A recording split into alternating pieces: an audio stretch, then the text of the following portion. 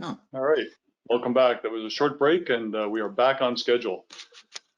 So our next speaker needs no introduction, I think, with most people. He's been a friend of the golf course superintendent for decades now. Sorry, Tom, I'm going to date you a little bit. And certainly is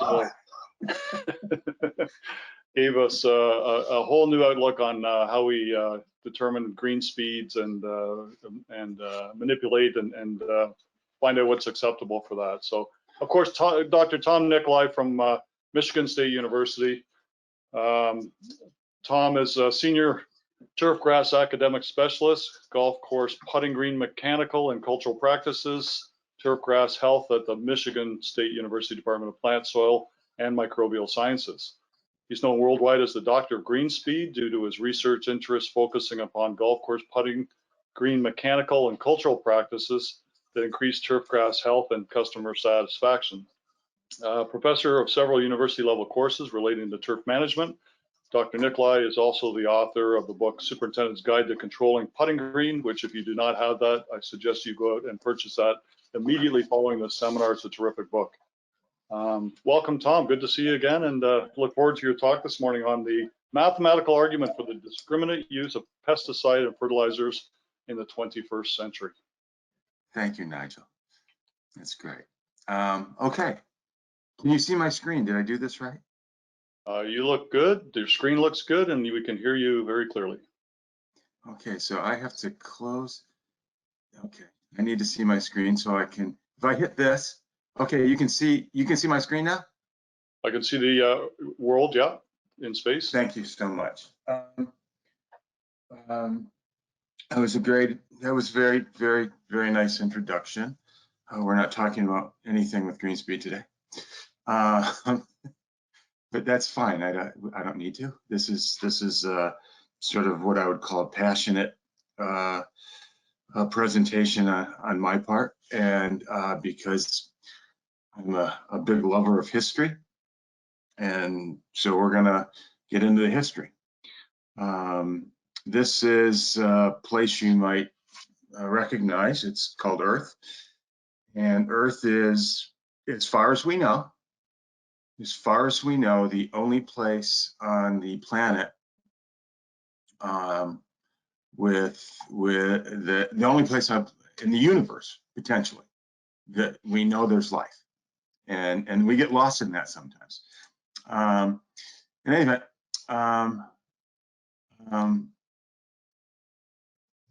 we're going to talk about pesticides and fertilizers today, and the need for them, and how we know that there's a need for them. And I'm trying to fool around with something here with my webcam for a minute. I'm trying to hide something. No. Okay, don't do that. I'll just do this. I'm good. Okay. When I was growing up in the 60s, and if you're in the United States of America in the late 60s, there are lots of school riots and shootings and protests over the war. And they came out with a show called Star Trek, and Star Trek was awesome because it offered us a vision of the future. And that vision of the future, among, we still had wars and fights, but we had to get out of our own galaxies to do it. We were on Earth, was peaceful, and it was friendly, and we all got along, and it's quite a beautiful vision. They're still making lots of movies today. Most of the visions of the future movies aren't quite so bright, and so the question is, what do you see? Do you see things in peril, or do you see things as one day everything will be perfect? I offer this. My guess is one day, when they were quite older in age, Adam and Eve were watching the sunset, and Adam looked at Eve and probably said, things were better when we were young. This younger generation, I'm worried about the planet. And I say that because that seems to be a constant as people get older, and they always think things were better in the past, and were things really better in the past? This is a person called Sir William Crookes. He was voted the president of the British Association for the Advancement in Science of 1898. He was president of this scientific organization at a time in history where science was as big, and scientists at that time were just as big as today's greatest hockey, soccer, football, or baseball stars. They had, in the past 40 years before this, vaccines began to come along. Medicine was getting better. There were people like Edison, Graham Bell, and Westinghouse, and inventions were coming so fast that they actually thought about closing down the patent office in the United States in 1910 because they thought nothing else could be ever invented anymore. So science was fully respected. So when Sir William Crookes stood up at his inaugural event as president, and he started off by saying, "England and all civilized nations stand in deadly peril as mouths multiply, food sources dwindle." Oh no, this is doom and gloom, and we're in trouble. Why did he say this? Populations were increasing, and they would continue to increase. You could see that. Land was limited, and when he said that at the beginning of the 20th century, when he said land was limited, we say it today almost more as a matter of, well, of course it is. But when he was saying land was limited, realizing this is like the first time in history that we pretty much know we've discovered every landmass on the planet. We know it's round. We know where all the countries are. So land's limited, and soil has been in the past and would continue to lose its natural fertility. And so the big problem is, where are we going to get our nitrogen from? See, with the exception of England and India, everyone was kind of getting, it was like, where is this fertilizer going to come from? Because all the natural fertilizer sources that we needed to grow our crops were going away. These are pictures of the Chinchas Islands off of Peru. These islands were sitting in such a place that birds, seagulls primarily, for centuries were going to the bathroom on these islands, and as the islands their guano did not decompose. It was just in the right location of the world. And if you look at the lower right picture I'm showing you, this is the Chincha Islands from South America. And this rail car and that complete wall behind it is all guano. And this guano helped increase yields on farms in the United States of America, as it did in all of Europe, as it did even in Asia. These were the best source of nitrogen in the world. This was so important, and the reality that this source of fertilizer was important to feed the populations at that time. The United States actually passed something called the Guano Island Act in 1856, and it basically enables any United States citizen to take possession of the name of an unclaimed island that contained guano deposits. And that was because in the 1860s, the number one source of guano, the Chincha Islands, was beginning to go away. In other words, we were using it all. Okay. By the way, this act is still in effect. With the guano going away on the Chincha Islands, the Atacama Desert, which is in Chile, and actually most of it was in Peru in the beginning, but when they started to take the nitrogen source out of out of the Atacama Islands, Chile and Peru got in a war, and Chile ended up with this. It's 5 to 10 miles wide and a couple 100 miles long. Caliche deposits or calcium nitrate were found there. I'm sorry. And that was the #1 source of nitrogen fertilizer for the world between 1870 and 1910.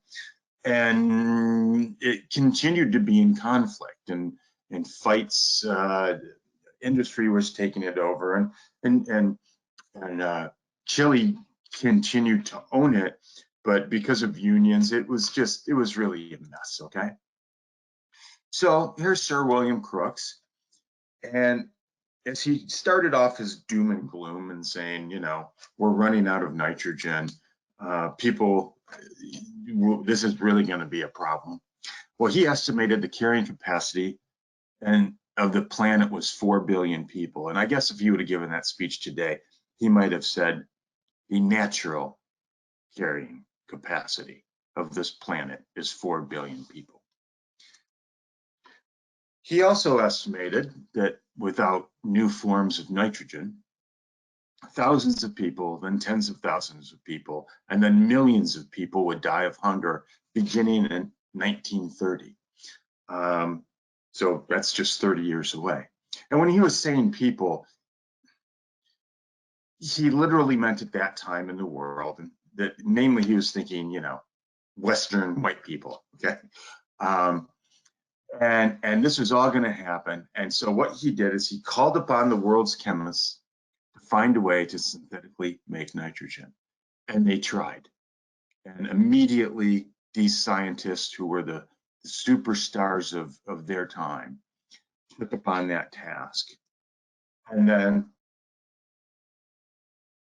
it was Fritz Haber who finally solved that problem. He solved that problem by making a machine that you could put on a desk. It was probably no more than, it wasn't very big. It was probably a foot to 2 feet high and maybe a foot to 2 foot wide. Like I said, it fit on a desk. And he figured out, and everyone was trying to figure out the same thing, of how to get ammonia out of the atmosphere. And for those of you that have forgotten this or are not aware, the #1 gas around you right now that is 79.5% of what you can't see that's around you that we call air is atmospheric nitrogen. And since the plants can't get it in the form that it's in, it was about how can we take this from the air? So he made a machine that sat on his desk that he could get a couple drips of ammonia out of, which means we could make fertilizer. Bosch worked for BASF. That's right, that BASF.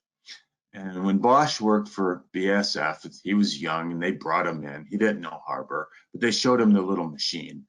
And they said, can we do this on a bigger scale? And he said, yeah, we can do it. So BASF bet the farm that Bosch was correct, and they went with what he said. He built this. This is in Germany, and this is the Haber-Bosch process factory that took nitrogen out of the air and produced fertilizer at such a capacity that we could now feed the world. It was now possible for mankind to feed the world. And so catastrophe averted, and all is going to be good now. And I just want you to know, when Bosch looked at this, he did not see what he'd call a factory. To him, that was one machine. It was the same machine that was sitting on the desk that Fritz Haber made. But Karl Bosch just knew you had to make it bigger to make production. And it was the beginning of a whole new age. We look at all the types of different fertilizer we may use in turfgrass management. We have urea, which is, by the way, the straight product that Haber-Bosch got for us. And then we do things to, use it different way. We have sulfur coated, polycoated, methylene urea, polycoated urea. These are all not here without the Haber-Bosch process. Of course, natural organics would still be around because natural organics were what we did have at that time. And natural organics are really nice And if you're like the chicken farmer that owns all these chickens, one of your biggest costs might be, how do I get rid of the waste that all these chickens make? But on the other hand, you might be able to say to yourself, oh, wait, wow, pretty ingenious. I'm going to sell my waste for fertilizer. Now, natural organic fertilizers, I think, are great. And it's great to be able to be such an entrepreneur that you can sell your biggest problem. Like this guy trying to get someone to shovel his snow for free. Ingenious. Okay. He should have tried, yeah, it's for sale. See, he's even trying to get rid of it. The problem with natural organic fertilizers, and I just mean, and it's really all fertilizers. I'm not picking on natural organics. They're great. But the amount of nitrogen in them are not high. And the other part of it is they depend upon like microbes to be released, and they depend upon not only microbes be released, but they also depend upon, which means they depend upon good temperature, right? A favorable temperature. So they can't be used year round all the time. So we look at these. Urea is like our biggest player in turf, and it's the biggest player. Oh, maybe it's anhydrous ammonia in agriculture. I'm not sure about that. That whole gas thing still blows me away, so I'm not sure. But urea is kind of our big player. Urea is cool because it's water soluble. We can put it in as a liquid. We can put it on as a granular. The only problem with it is it might burn if it's too hot out. It might burn the leaves. Ammonium nitrate was great, but it can be made into a bomb, or if you don't store it well, it can blow up all on its own. And that was a problem, that was long known about before Oklahoma City or the catastrophe in Lebanon. What was that, a couple years ago? There's been tales of ammonium nitrate blowing up for at least a century. Sulfur-coated urea is ingenious. Some people like to say that it's a slow release or a control release. I like to think of SCU as mainly, it's got the coating so the urea doesn't burn, and when you apply it in unfavorable conditions, so it doesn't hurt the plant, and it just gets those little cracks in it, and the nitrogen just kind of comes out when it's ready.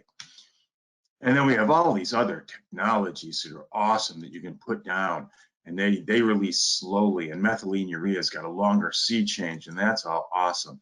And this is ratings that I took, way back when in the 20s, but it really wouldn't matter so much. And we see what we have here.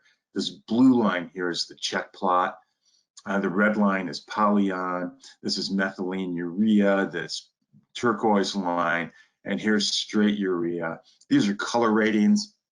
And color ratings, we see how well nitrogen is released through the plant. And so what we have here is color ratings go from 1 to 9.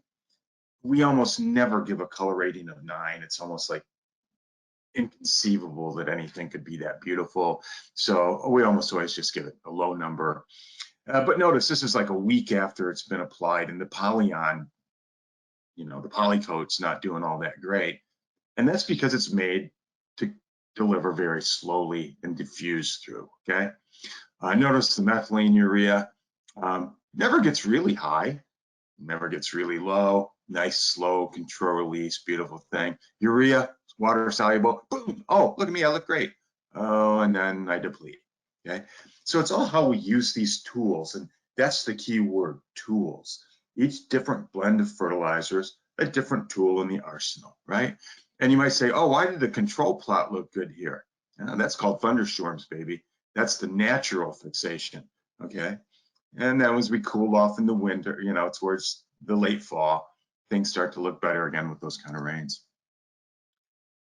Fertility, we've been playing around with this idea for a long time. And if you went to school in 1964 at Michigan State University, the very famous Dr. James Beard were teaching students to put down 8.5 pounds of nitrogen per 1,000 square feet on their greens a year. I'd say we've learned a lot since then. I mean, we're talking Michigan here, which is like talking Canada. Okay, we're pretty much on the same plane. Most of us, that's 4 years worth of fertilizer. And a lot of these were slow release materials. Amazing. Let's look at pesticides really quickly here. Pesticides are very interesting to me. This data is from 2008. Now, don't be going, oh, Tom, can't you update your slides? I look for new slides of this every several months, and this is still the most current one I can find, but I'm guessing it didn't change all that much. We're looking at the active ingredients, most used active ingredients, pesticides in the United States of America, and notice that the top four are all herbicides, right? And the top one is glyphosate, which is Roundup. And Roundup is the #1 used pesticide, not just herbicide, but pesticide in the United States of America, ever since we created genetically modified organisms known as Roundup Ready corn, Roundup Ready soybeans, and Roundup Ready sugar beets. And glyphosate literally took the place of atrazine. If there were not Roundup Ready crops, atrazine would take up 50%, 51% of this pie still today.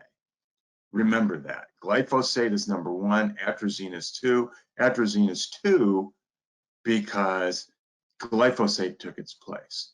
We go down the list, we see 2,4-D. That's the first big player for us on this list, and it's only 3%. Okay.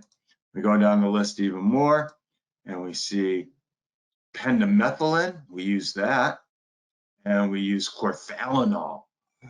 That's the #1 fungicide used in the United States of America. Basically, it works on dollar spot, and the rest of all the other active ingredients are all in this 21%. And that kind of tells us, in a little sense, what a small player we are being in turf grass, because this is all of agriculture, it's all of turf grass, it's all of it. We have problems, and we're all using this Roundup, and it's wonderful, but boy, you keep using the same thing in the same place, and resistance, we're getting more and more resistant weeds coming, and it's a constant struggle. And a lot of people might look at this and go, oh my gosh, what are we going to do? And the answer is we're probably going to solve the problem. You can't know where you were if you don't know the history, and that's why I started with the history of types of fertilizers we have today. Let's quickly go through the complete and total, in short form, this is a short course, pesticide history. First of all, think about this for just a minute. When did mankind, humankind, say, stop being nomadic? When was that? And when they stopped being nomadic, they started farming. And when they started farming, it's literally the beginning of civilization. Boom. So farming, agriculture, which we're kind of a part of, right?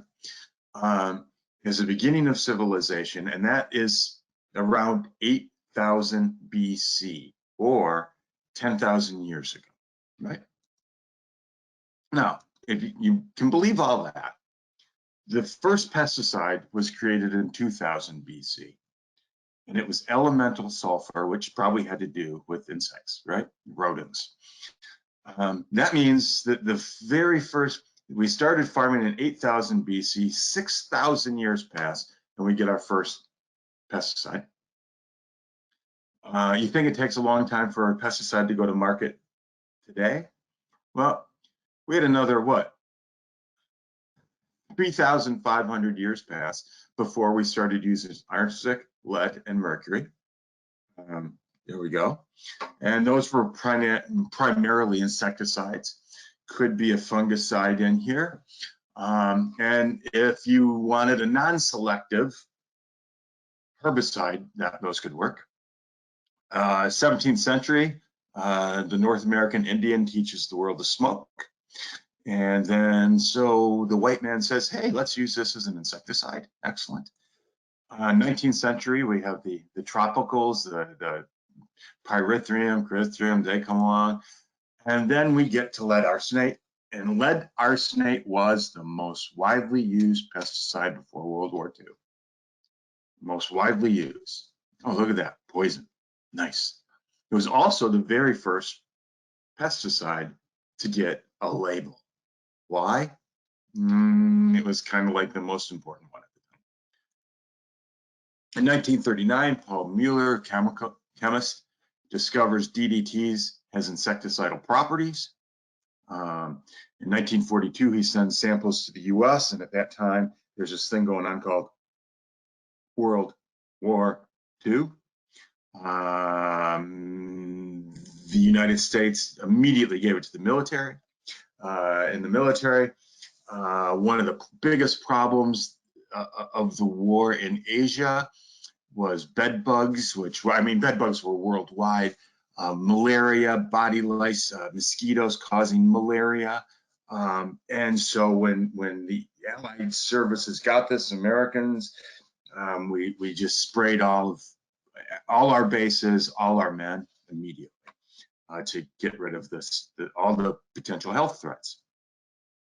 After World War II, the Allied forces, so Canada, America, basically what we did is we broadcast and sprayed all of Europe with DDT. The reason we did that, and just so you know, this DDT is World War II is the first war in the history of human conflict that more people died during the war than afterwards. And that's because afterwards there are always diseases that broke out. DDT stopped that from happening. DDT was thought to be World War II's most significant contribution to the future health of the world, and it was. Just isn't anymore, but it was. When I say that we sprayed everywhere, I mean we sprayed absolutely everywhere. And look how happy this woman is to be getting sprayed up her dress. And everyone can't elsewhere. Okay, the little girl doesn't get it, but it's better. You don't want to be itching yourself through all the time. After World War II, this pesticides, the DDT is made available to everyone. Everyone's happy. Look, everyone's singing. Paul Mueller wins the Nobel Prize for DDT. Excellent, everybody's happy, the world's great. It's the widely used for ag and home use. It's let's sell it, let's sell it, let's sell it. Let's get Dr. Seuss to draw mean things that we can kill with DDT. It's absolutely awesome, awesome stuff. You could get DDT for wallpaper. And if you have a house in the United States of America, and if there's wallpaper on that wall, and it was been there since the 1950s, it was probably infused with DDT because it kills mosquitoes, flies, and ticks. And stop and think about this for just a second. Right now, you might be thinking, wow, we're kind of using this a lot. But in this world, on this planet, at this time, and the history of time before this moment, most people probably slept with bed bugs from time and again. There were lots of insects. We did not have that thing called air conditioning yet. So in the summertime, you know, the windows were open. And I was born in 1959, and in 1968, Detroit, Michigan was the 5th most populated city in the United States of America. Around that time, air conditioning became famous, and a whole bunch of people moved to the South. Good riddance, let them have it. I'll keep my Red Wings. And by the way, I know Toronto's doing good this year, but I'm really rooting for Calgary to bring the cup back to Canada this year. If it's Toronto, I'll be a little brokenhearted. I could deal with it, and the Wings are giving me 2 more years. Let's put DDT on the garden. It increases yield. Of course it does. It kills all the bugs. Hell, let's spray the sheep. When you go to the beach, let's spray at the beach because everyone wants to get sprayed at the beach. So everyone's running towards the beach. And by the way, you don't like sand, you don't like the beach. What the hell, we'll spray at the pool. We're going to spray DDT everywhere. Oh, how about 2,4-D? 2,4-D was the world's first. Remember, we've been farming since 8,000 BC. 10,000 years later, we discovered the first selective herbicide. I bet you a selective herbicide was probably the first thing they thought about trying to discover. We still try and do biological, the natural herbicide that exists. We've been looking for it for 10,000 years. It might take a while before we find it. Why did 2,4-D catch on? This is simple math. You had to cultivate the field 3 times before you had 2,4-D, and you'd get 57 bushels an acre. If instead you sprayed 2,4-D once, you got 63 bushels an acre. And if you sprayed it 3 times, you got 84 bushels per acre. That's quite a change. And you have 40 acres, 1,000 acres. It's a no given. It's awesome. Pesticides are definitely used predominantly by agriculture. During the 20th century, the global population saw its greatest increase in history.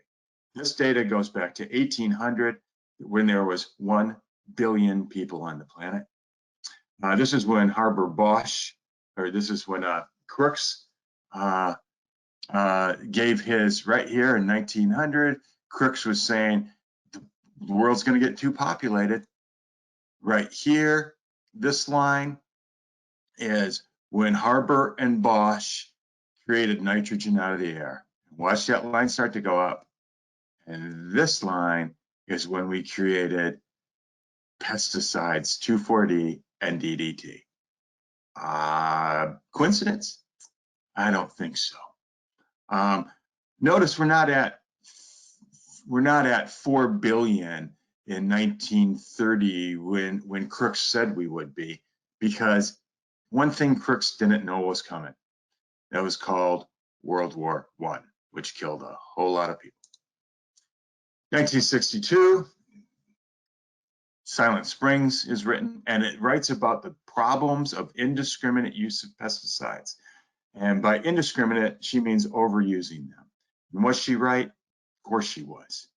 We were using them way too much. Why were we using them way too much? Because they were brand new tools in our arsenal that we didn't know how negative they were going to be, because they have some negative implications. We didn't know it wasn't okay to spray everything all the time. And that's why we have these laws and regulations now. Not all regulations are bad. Sometimes they go too far and we try and come back to center and we go back and forth. But she wrote about the indiscriminate use of pesticides. Now, I don't blame them. You give me a chance to go into a hotel, and if you say to me, you can sleep in that room, would you like the bed bug room or the DDT room? I'm choosing the DDT room. Okay. And she wrote about the indiscriminate use of pesticides, which my title of this talk is The Discriminate Use of Them. When I think of 1962, I always think of Bill Barlick. What a great band. Anyway, were things really better in the past? People complain about that all the time. There's a whole bunch of people in my country talking about what, make America great again. When was it better? Well, I'll talk about myself. If I think about the entire history of this planet and all human time, there's 3 things I would want. 1, indoor plumbing. 2, I want hot water with that indoor plumbing, not just a toilet. I want to be able to take a hot shower. 3, I want air conditioning. That means I can only go back to about 1970. Okay. Let's see. This is Lake Erie. Lake Michigan looked the same way. When I was a kid in the 1960s, you had to walk over dead fish to get to the beach. Okay. Things actually are a lot better today environmentally. Part of that is because of regulation. Part of that is because we're smarter to use these new tools we had better. We established in America, the Environmental Protection Agency, got rid of DDT, didn't need it anymore. That gave us new modern fungicides, herbicides, insecticides, which we keep adjusting and making safer and better. I was born in 1959. I'm going to show you some things on the endangered species list. I did not see a bald eagle in the wild until I was in my late 30s. I'm 63 now. Okay, I see several every year now, and it's always majestic. It's always great. Yes, this was on the endangered species list. I might still wish it was, but it came back. The whooping crane, from near death to back. The gray wolf, I've seen 2, possibly 3 in the last 3 years. Amazing, in Michigan.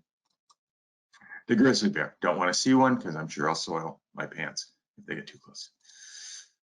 It was in the 1990s that turf grass got the bullseye on its back, and Michigan started something called the Michigan Turfgrass Environmental Stewardship Program. It basically focused on the maintenance facility. Back then, you used to eat lunch in here, smoke in here, and mix up your pesticides and your fertilizers in here. They were all stored in here. And by 1990, this facility literally turned into this. This is Crystal Downs Country Club, now separate facilities for everything. We make sure we have catch basins instead of drains. We just keep making everything better, better, and better. There still can be mistakes, and the mistakes that we make now aren't because we didn't stop point source pollution by making better clubhouses. It's because we said, this is the rate I put in. Okay, we got to measure things a little better. My favorite research study that ever came out of the 1990s, or heck, has ever been done that I know of in turf grass, and all the best environmental studies to this day all started in the early 1990s, if they're still going on, or were done in the early 1990s. And that's because at that time, turf grass got a bullseye on its back. And Harris in 1992, University of Guelph, Ontario, this is the best study I think that's ever been done. And I love it so much. I've never met Harris. I don't know if nothing about the person, but this is the best study ever. They used volunteers and measured the level of exposure they were allowed. Basically what they did is they took 2,4-D and used it at the label rate and put it on turf grass. And then they got a bunch of volunteers. And what's cool is, 1, 2,4-D was like the #1 herbicide being used, and we still use it this day. 2, it is excreted through urine quickly. So that's cool. The product was applied at the labeled rate. They got 10 volunteers that entered 1 hour after treatment. 5 had pants and shoes and socks. 5 had short sleeves of shorts and were barefoot. They remained in the area for an hour. 10 volunteers, again, 24 hours later, entered the same area, and then they collected urine from all 4 segments for 4 days, right? Results. Everyone that entered the area 24 hours after treatment, there was no detectable residue of 2,4-D. 3 people had detectable residue of 2,4-D in the group that entered 1 hour after they sprayed the turf grass with 2,4-D. And all 3 of those people were barefoot, and they also had shorts, right? The person with the most was the person that removed their shirt that day while they were in the treatment area. And they had the most detectable 2,4-D in their urine. Now, we don't know if that person's a male or a female. We have no idea why this person took off their shirt. It's not in the paper, but they had the most. The shirtless individual had 0.426 milligrams of 2,4 in their system. The other 2 were between 0.1 and 0.15 milligrams. Sounds dangerous, possibly. We think maybe we don't want any, but that's not really true. The World Health Organization has an acceptable daily, not annual, not monthly, not weekly. The World Health Organization's acceptable daily intake of 2,4-D is 24 milligrams a day.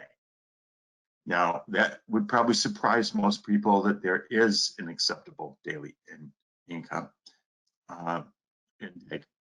But all those things are because we know we live in a world where we use pesticides.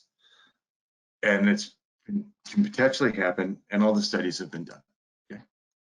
What came out of that? It changed our labels. In the United States, we still use, or at least in Michigan, sorry, we still have to post on golf courses when we spray, and post home lawns for up to 24 hours. It usually says do not enter for 24 hours or labels until dry. Pesticides were amended in 1938. The very first tolerances were set for lead arsenate because it was basically the only real pesticide. So where are we at turf grass pesticide toxicities today? And the question, are turf chemicals safe? Well, if we're going to do, what is safe? How do we define what safe is? Safe is hard to define for anything. Is flying safe? Well, it's safer than driving, but some of them, I don't feel like it. Are peanuts safe? Well, that all depends. Defending safe is nearly impossible to do. It's better to work for what's the potential for risk. And potential for risk is what we do. And we measure risk in terms of toxicity. And we have words that go with the amount of toxicity. We have signal words. Number one is caution. It's that caution signals a product is slightly toxic. Might seem attractive at first, but slow down.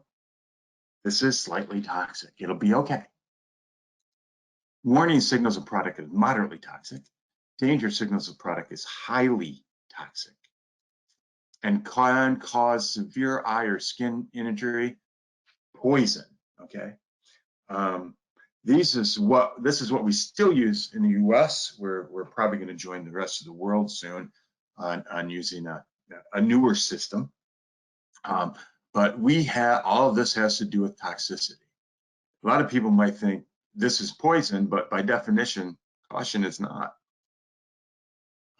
Look at this. Here's some old DDT. Here's a bag that a student just emailed me this one recently because he came across it. And notice it's a caution label. DDT didn't kill any human being. DDT was relatively safe. At least that's what I'm told, to humans. The problem was it really ruined the food chain, and we used it indiscriminately, and it was bad for birds and birds hatchings and all that kind of stuff. I emailed, this is 3 years ago, BASF, Dow, Syngenta, Winfield Solutions, and I said, how many of your turf grass pesticides have the caution, warning, danger labels? Almost all of them are caution for all these companies. Literally up to 90% of all of them for all these companies. And when we get to this point, there's very few. Most of these are probably, do you use nematicides up there?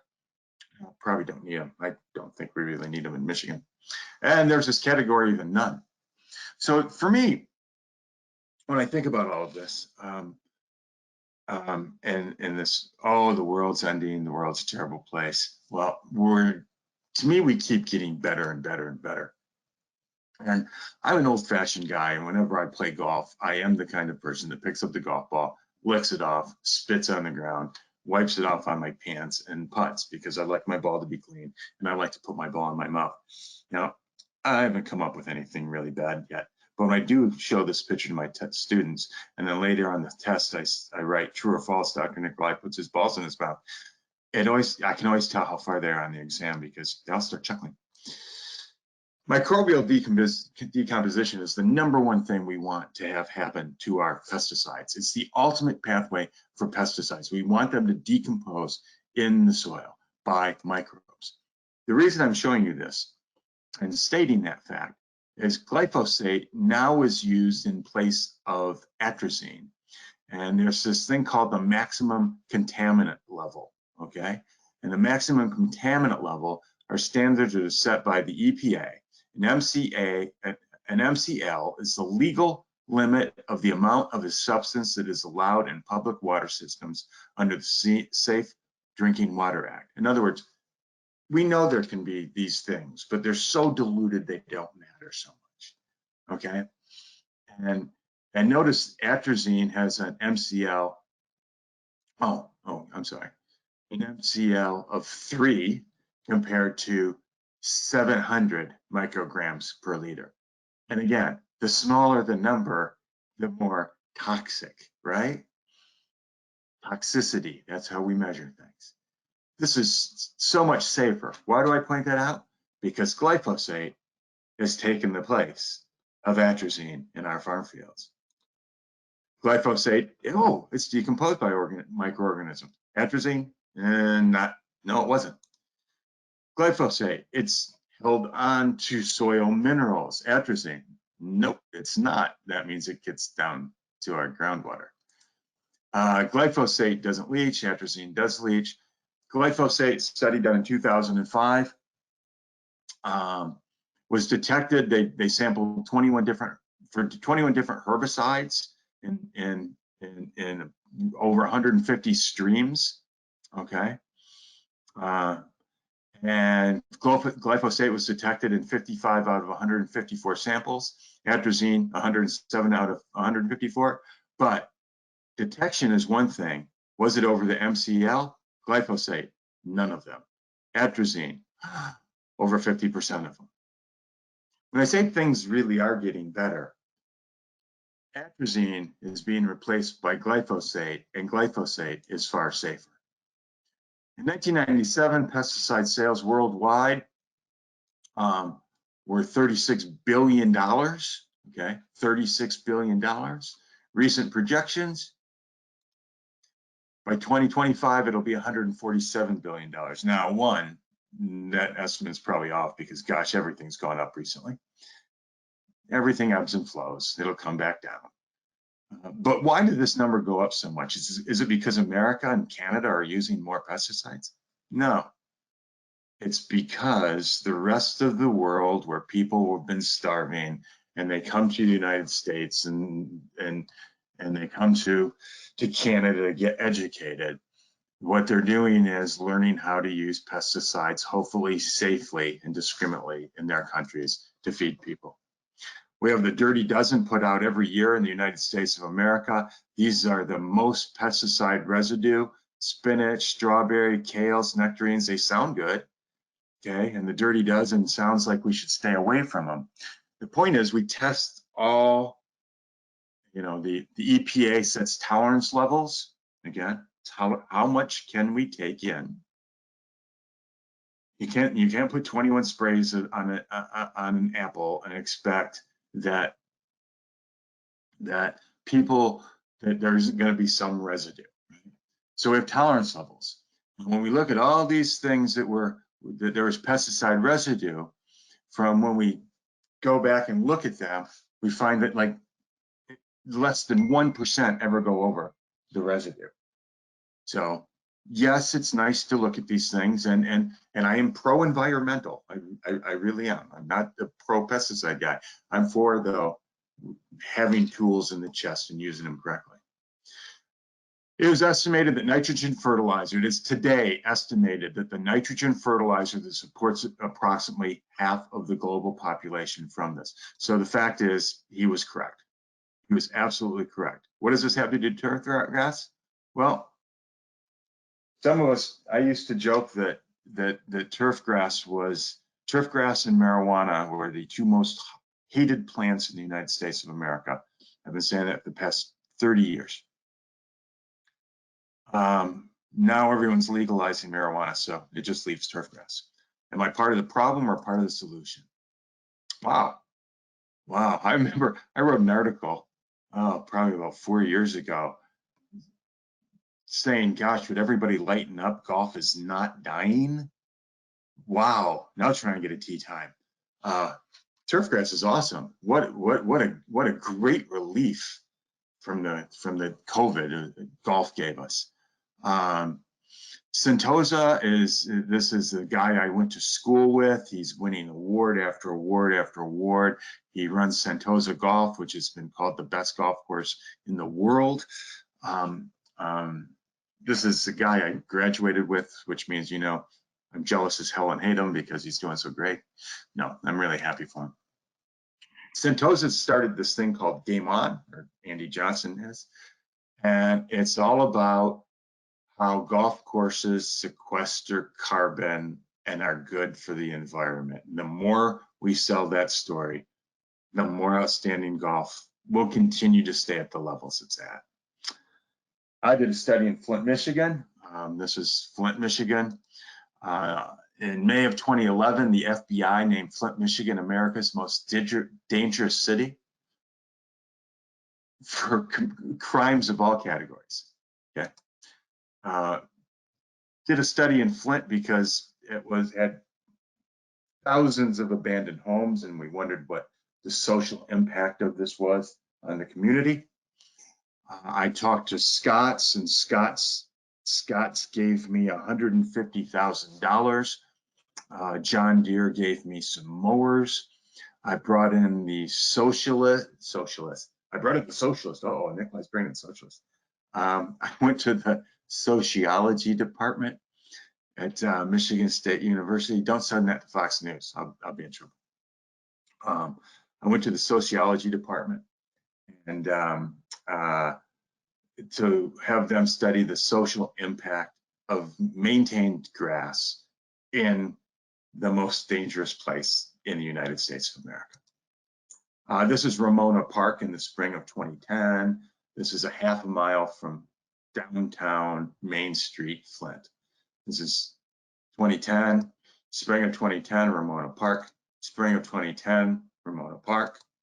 Spring of 2010, Ramona Park. These are people that live there, community organizers. I said, you know, I said I would fertilize here. I said I would mow here. I said I would put weed control down here, but I'm not moving this garbage. So they got together, they moved the garbage, and they brought the community together. It took them several weekends to clear everything up out of this park, and hence I went out and started mowing.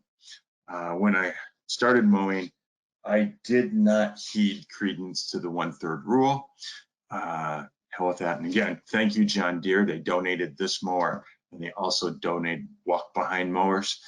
And this was the start of a 3-year project of mowing grass once a week in 3 abandoned parks and around abandoned homes.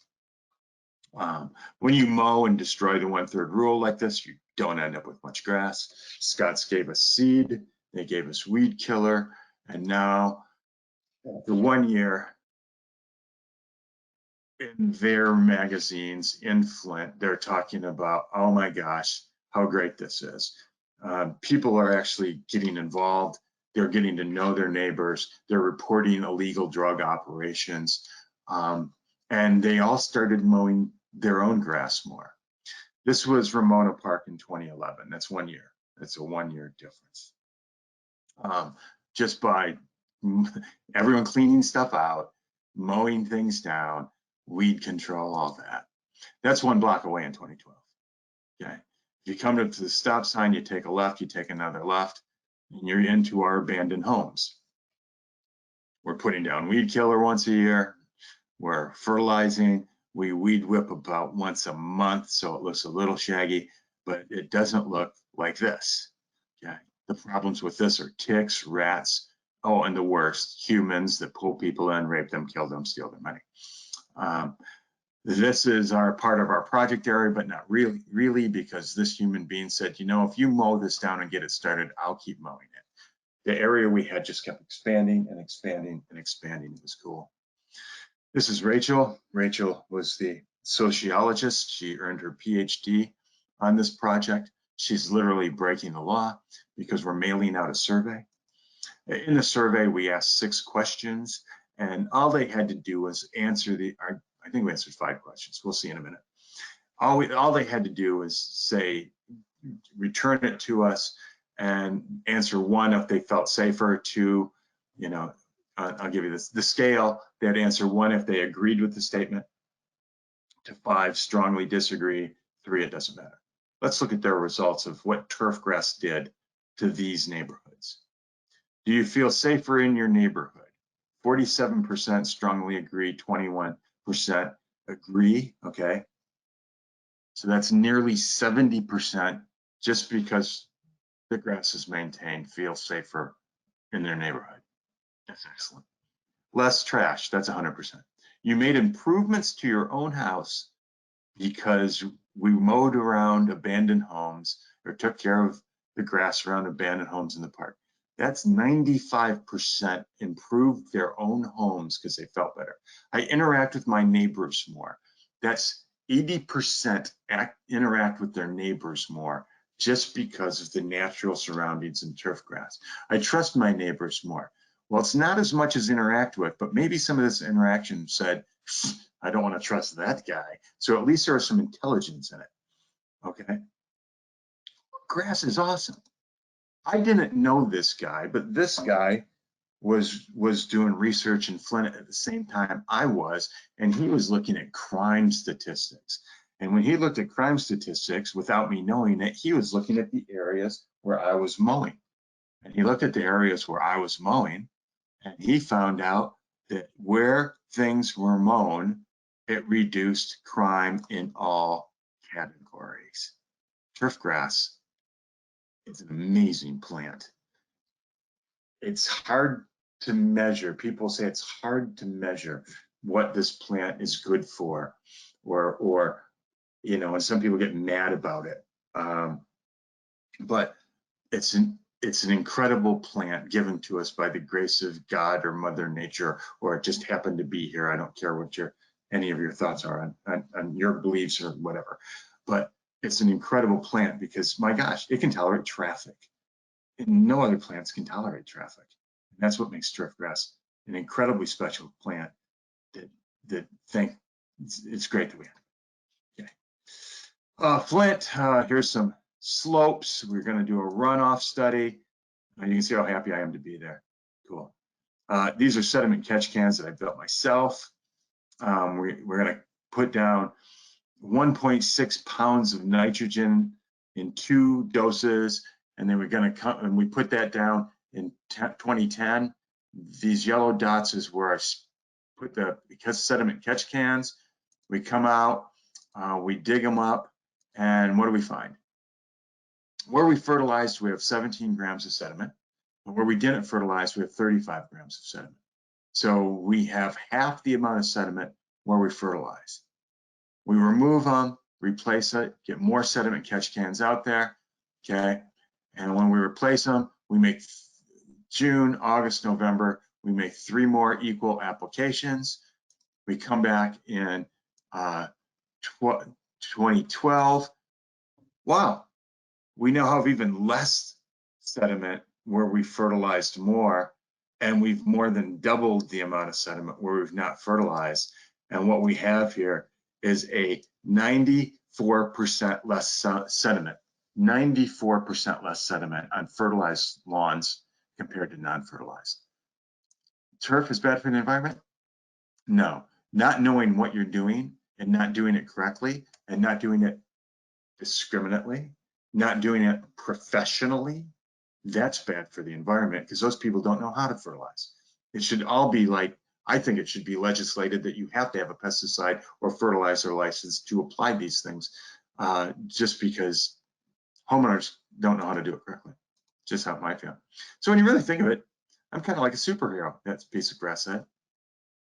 Let's get this straight. The discriminate use of pesticides and fertilizer on turf grass decreases crime. That's not even my data. And soil sediment movement. Some people will never get over it.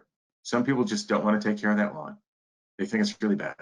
This is one of my favorite pictures I've ever stopped and took. I was so happy I did, because the question is, what the hell does this person do with that garden hose? And the answer is, keeps the dust down, because they don't use a fire pit, because that's full of rocks too. Another house, wood chips. This person puts down wood chips and they think wood chips are better than a lawn. It rains, it goes down the sewer. That's sediment. Negatives of turf, 2-cycle engine usage. Yeah, we're going more and more electric. That's kind of a bother, especially the noise. It uses too much water, only if you're not educated. It causes groundwater contamination with nitrogen, not if you know how to use your nitrogen fertilizers correctly, like we do. Surface water contaminated with phosphorus, only if you don't know how to apply fertilizer. Pesticide use, well, that can be a positive. It has to be mowed. Well, gosh, that decreases crime and it's good for you. Wow, no, that's a good thing. Benefits of turf, there's a whole bunch of them. Reduces soil, reduces wind. Oh, wow, it actually makes air. Wow, it's a filter. In fact, it's the world's best filter. It increases feeling of security. It gives us exercise. It's the only plant in the world that people can recreate on. You can't recreate in a cornfield. Well, you can, but that'd be really weird. This is the earth. Some people see it. Some people right now are looking at it. Some people are biting their fingernails. Some people are so nervous because some people look at a world and they see a world full of problems. But then there are others, and I hope this is you. You look at it and you see a world full of challenges, and a world full of challenges means a world full of opportunities. And that's kind of what Haber and Bosch saw. And they created something that allowed more people to live here, which will always be a problem. But it's also an opportunity. With that, you are what you produce. If you liked any of the story about Haber and Bosch, that's in a book, and it's a great book.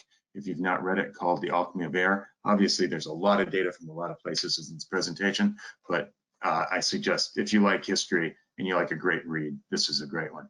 With that, thanks for your time. And I think I went exactly an hour. I started a minute late. I'm sorry. I apologize.